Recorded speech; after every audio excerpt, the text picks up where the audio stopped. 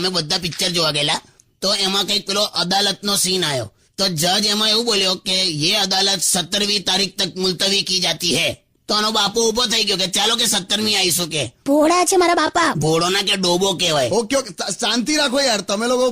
હું એક કામ કરું, હું સોંગ્સ પ્લે કરું એ પહેલા કાકીને મારે સીધો સવાલ પૂછવો છે. કાકી, અરેન્જ મેરેજમાં છૂટાછેડા કેમ ઓછા થાય છે? જે માણસ એની મરજીથી લગ્ન ના કરી શક્યો એ છૂટાછેડા હું આપવાનો? જો કઈ નહીં, પ્લીઝ સમ સોંગ્સ.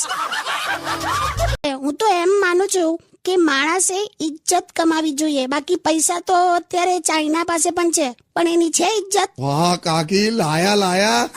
આ બધું ક્યાંથી વાંચી કાઢ્યું? કઈ નહીં, આ તો બજારમાં ગઈ હતી ને ચાઇનીઝ લાઈટો લેવા, તો પછી બજારમાં કશું અવેલેબલ જ નતું. લોકોએ બહિષ્કાર કર્યો છે ને ત્યારે ખબર પડી મને. હોશિયારી. વગાડ સોંગ વગાડ. હવે તો મારે છે ને કમાવાની અને બધું ભેગું કરવાની ઈચ્છા જ નથી થતી. આચું કહું? કેમ પણ? ટેન્શન રહેલી મને. આપણે ભેગું કર્યું અને એકદમ 8:30 વાગે સાહેબ ટીવી પર આવે અને એટલું જ કે મેરે પ્યારે દેશવાસીઓ, એટલે સમજી લેવાનું ગયું બધું. પણ ટ્રાય તો કરજો. એ યાર તું ચા પીવી છે? હા. જા અંદર મોટા ડ્રમમાં ઉકાળે છે. જા. ડ્રમમાં? તને થઈ રહેશે. જા.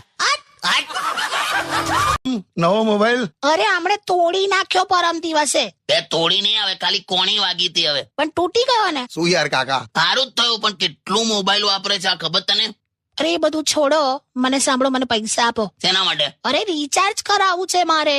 એ હું ઓનલાઈન કરાવી દઈશ. હોતું હશે હવે? કમ ઓનલાઈન રિચાર્જ કોઈ દિવસ કરાવાય જ ના. કેમ એમ? તમને ખબર નથી? ઓનલાઈન બધી વસ્તુ એકદમ ડુપ્લિકેટ મળે છે, બેકાર આવે. તે રિચાર્જમાં ના હોય એવું. કરી ચલા. મારે પેલો ડ્રેસ સીવડાવવાનો છે તે. અલા કઈ વાત ચાલે છે 1000ની નોટની? તું કઈ દરજીન ડ્રેસ ને બધું કરે છે? અરે મને નથી ખબર. હવે બોલો ને, ડ્રેસ માટે ગયા હતા કેમ કે પેલા ભાણિયાનું મેરેજ આવે છે ને એટલે પૂછું છું. આ ગયેલો દરજી પાસે, એણે કીધું અમે તંબુ નથી સીવતા. જાઓ ને હવે કરો વાતો. એટલે આવું કરવાનું. રોજ સવારે નહીં ધોઈને સ્ટેશન બેસવા જાય છે. ટ્રેન પસાર થતી હોય ને ત્યાં ડબ્બા ગણતો હોય. બસ 1 2 3 4. પાછો મને ફોન કરે. મેં કહ્યું જમાઈરાજ આજે 28 ડબ્બાની ટ્રેન જોઈ. તો પણ મારે શું છે લા? બસ હવે મારા પપ્પા વિશે ના બોલો. જાણે તું. હમણાં તારા પપ્પા બેંકમાં માત્ર 500 રૂપિયા જમા કરીને આયા અને બહાર સીધા વોચમેન ને કહેવા ગયો કે આજે નાઇટ શિફ્ટમાં ઊંઘતો નહીં હા, કે પૈસા જમા કર્યા છે. બસ જો હવે તમે બોલ્યા છો ને તો તમારા નામનો કાગવાસ નાખી દઈશ. Way please songs.